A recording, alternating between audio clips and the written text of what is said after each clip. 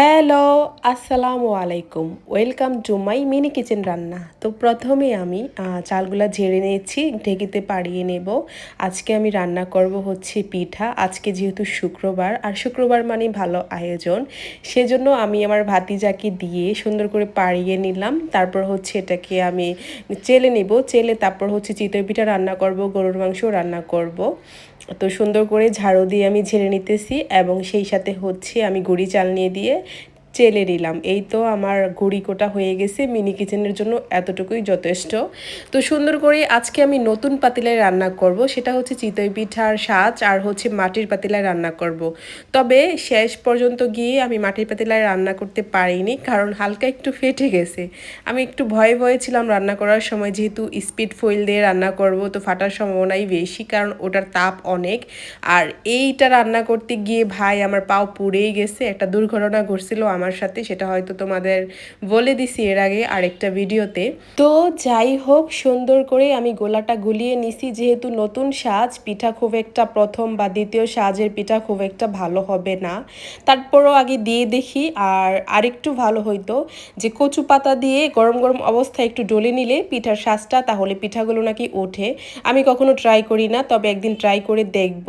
তো আজকে দিলাম না। পাটায় বাটা মশলা দিয়ে রান্না করলে বেশ স্বাদ লাগে। হলুদ মরিচ এগুলা যদি পাটায় বেটে রান্না করা যায়, তাহলে সেই তরকারির স্বাদই অন্যরকম হয়ে যায়। তো প্রথম সাজের পিঠা ভালো হয়নি, এখন আমি দ্বিতীয় সাজ দিয়ে নিতেছি। আর এই ফাঁকে আরেকটা চুলাতে আমি মাংস রান্না করে নেব। আর এই যে আজকে আমি সব কিছু উপকরণ একসাথে রেখে দিছি যাতে সবগুলা ঢেলে নিতে পারি। তো শুরুতে আমি পেঁয়াজগুলো ভালো করে কষিয়ে খানিকটা পানি দিয়ে তারপর সবগুলা ময় মশলা আমি দিয়ে নিব।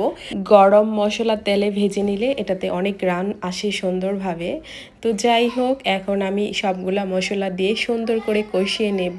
আর এই কষানোর একটু পরই একটা সমস্যা হয়েছিল, যাক ওটা আমি বলছিলাম আরেকটা ভিডিওতে। তো এই যে সুন্দর করে আমার কষানো শেষ, এখন আমি খানিকটা পানি দিয়ে ভালো করে আরেকটু কষিয়ে নেব। অনেকক্ষণ কষিয়ে নিলে তারপর মাংসটা দিলে সেই তরকারিটা অনেক স্বাদ বেড়ে যায়।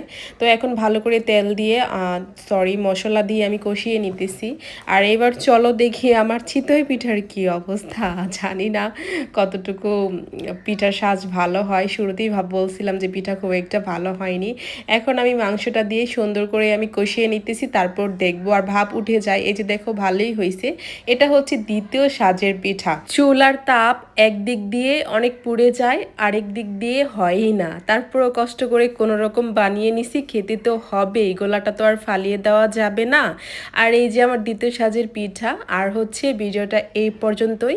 সবাই ভালো থাকো। আর তোমরা যারা আমার কুঁড়ে ঘরে আসতে চাও, তাদেরকে গরুর মাংস চিতই পিঠার দাওয়াত রইল। সেই পর্যন্ত ভালো থাকো। আল্লাহ হাফেজ, বাই বাই, টাটা।